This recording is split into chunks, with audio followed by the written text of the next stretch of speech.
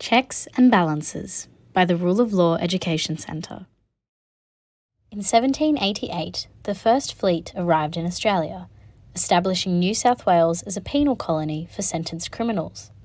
It was supposed to be a place of punishment that evoked real terror, but New South Wales was far from being managed like a prison, and by December 1825, it became clear that instead of being a terrifying place that convicts feared going to, the colony was being run as an open and free society, where it was difficult to determine who was a convict and who was free. Many convicts lived on their own, started families, and even owned businesses. Their work often finished by midday, leaving the afternoons free. Skilled convicts were often given tickets of leave soon after arrival, allowing them to live like free people. There were convict lawyers, architects, builders, carpenters, surveyors, doctors, teachers, and tutors. The streets of Sydney were filled with shops and yards owned and run by convicts and ex-convicts. The quality of life in the early colony was so appealing that there were even rumours that criminals in London were deliberately trying to get transported to Australia. Clearly, the colony was not succeeding as a place of punishment. The British government decided that something needed to change. So, they sent in military man Ralph Darling to rectify the situation. He was tasked with restoring order and converting the colony back into a proper place of punishment.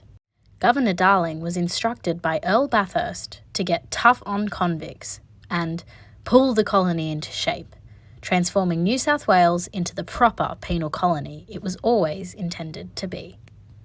Darling was a professional soldier from a military background who was used to adhering to strict hierarchies.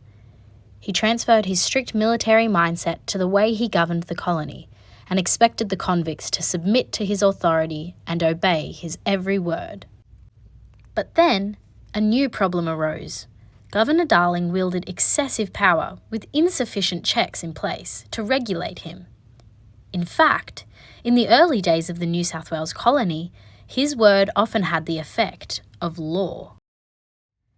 The only official check on his power was the British government, but it took over a year to receive their reply by mail, so Darling could basically govern as he pleased.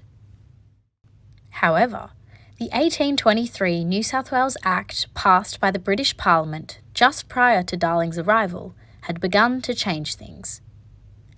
The Act created the Supreme Court and an Executive Council which helped restrain Darling's power, as he was now forced to consult with these institutions rather than just creating laws as he saw fit. At the head of this newly established Supreme Court was Francis Forbes, the first Chief Justice of New South Wales. Forbes had an extensive knowledge of the law and was determined to uphold the 1823 New South Wales Act, even when he encountered pressures from Governor Darling to disregard the law. As Chief Justice, he acted independently of Governor Darling. His role was to ensure that Darling followed the law and to protect the freedoms of those in the New South Wales colony. In addition to Forbes and the Supreme Court, the Governor's power was also checked by the newly established Free Press.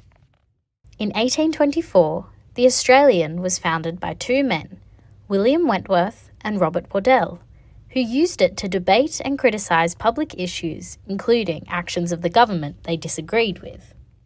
In their opening editorial, they proclaimed, "A free press is the most legitimate and at the same time the most powerful weapon that can be employed to annihilate influence, frustrate the designs of tyranny, and restrain the arm of oppression." In 1826, two soldiers, Joseph Sudds and Patrick Thompson, decided that life would be more enjoyable if they got discharged from the army and became convicts. So the pair stole fabrics from a Sydney shopkeeper intending to be caught. Their desire to become convicts enraged Governor Darling, as it exposed his failure to turn the colony into a place of terror.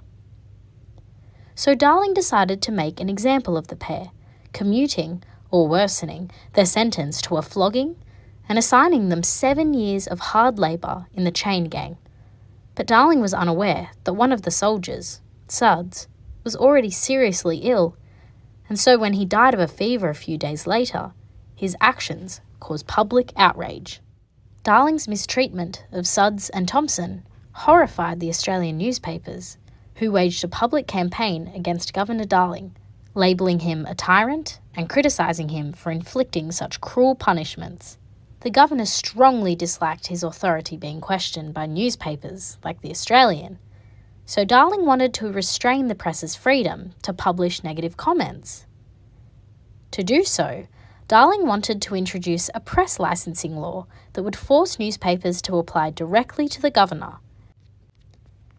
This would allow him to control the newspapers and to cancel licenses if defamatory or uncomplimentary material about him or his administration was published.